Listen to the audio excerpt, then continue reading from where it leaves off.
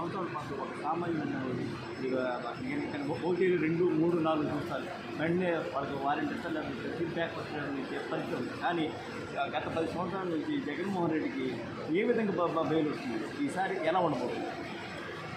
జగన్మోహన్ రెడ్డి గారిని మరి అరెస్టు చేసిన రోజున, ఆయన జైలుకి వెళుతూ పంపిస్తున్న రోజున నేను 150 ఛానల్లో మాట్లాడి ఇది ఏమి చేయదు, జగన్ మరి కొంతకాలం ఇబ్బంది పడినా కూడా అతను దేవునికి బెయిల్ మీద రావడానికి అవకాశం ఉంటుందని చెప్తున్నారు. దాని కారణాలు కూడా ఆ రోజే నేను చెప్పాను. ఇవాళ కొత్త కాదు, మీరు కావాలంటే పాత వీడియోలు చూసుకోండి, అన్నింటిలోనూ రాశారు పెద్ద పెద్ద వీడియోలు.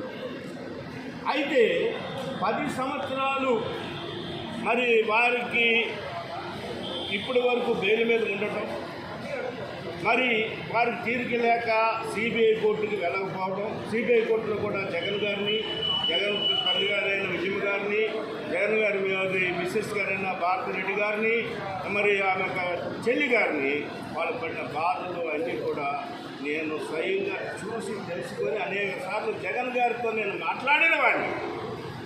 ఈ రాజ్యం వస్తుందని కూడా నేను ఆలోచన చెప్పాను, దానికి కారణాలు కూడా నేను చెప్పాను. అప్పుడున్న పరిస్థితుల్లో సింపతి మీద వచ్చినాయి.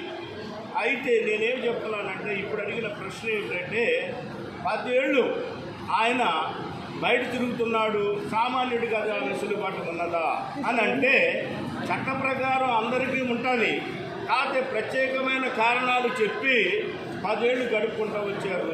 ఇది మరి దాంట్లో ఉన్న చట్టంలో ఉన్న లొసుగులను క్యాష్ చేసుకోవడం కానివ్వండి, మరి ఆ యొక్క కారణాలు ఏదైనప్పటికీ కూడా ఆయన తరఫున అటెండ్ అవుతున్న న్యాయవాదులు ఎవరైతే ఉన్నారో వాళ్ళు ఆ యొక్క దీన్ని వాళ్ళ యొక్క సమయానుకూలంగా పిటిషన్ పెట్టడం వల్ల అక్కడ జాప్యం చేసుకుంటూ వచ్చాడు. ఏది ఏమైనా ఆయన మరి సీఎం కావటం ఆ పదవిని దుర్వినియోగం చేశాడు. ఆ పదవిని అడ్డం పెట్టుకొని 10 ఏళ్ళు గడిపాడని చెప్తాను, ధైర్యంగా చెప్పగలను. ఇప్పుడు పరిస్థితుల్లో ఆ పదవి లేదు కనుక తప్పకుండా సిబిఐ కోర్టుకు అటెండ్ అవ్వక తప్పదు. దాని కాన్సిక్వెన్స్ అన్ని కూడాను జడ్జెస్ చూడక తప్పదు.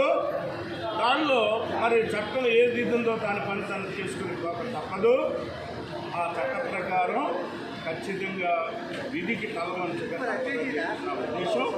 అదే కాకుండా ఆయనకి బెయిల్ కూడా క్యాన్సిల్ చేయాలని ఆశపడ